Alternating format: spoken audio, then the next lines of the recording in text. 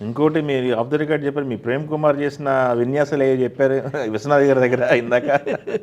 విశ్వనాథ్ గారు చాలా ఫైర్ మీద ఉంటాడండి. కోపం వస్తుందా ఆయనకి? కోపం రావటం కాదు, ఎప్పుడు ఉంటుంది, ఆ టెన్షన్ ఉంటుంది ఆయనకి. ఏమన్నా 2 ఇన్సిడెంట్లు చెప్పండి. షూటింగ్లో ఆయన చుట్టూ ఒక ఫైర్ ఉంటుంది. అసలు పెద్ద పెద్ద హీరోలు ఆర్టిస్టులు కూడా అక్కడ షాట్ జరుగుతుంటే అక్కడ కూర్చున్నా సరే కామ్గా ఉంటారు, ఎవరు మాట్లాడుకోవటం ఏముండదు.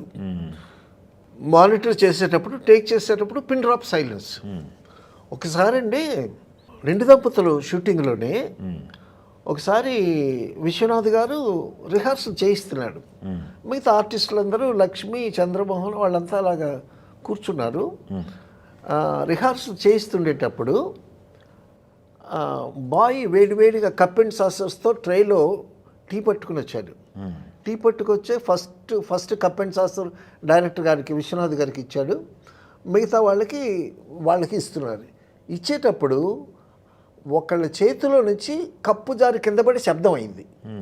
వీడు బాయ్ చేతిలో నుంచి స్ట్రైట్గా పట్టుకున్నాడు, కప్పిస్తాడు కదా, జారి పడింది.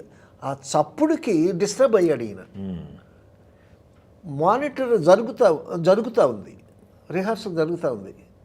ఈయన కప్ అండ్ సాసర్ పట్టుకొని ఇలా ఇసురు కొట్టాడండి విశ్వనాథ్ గారు.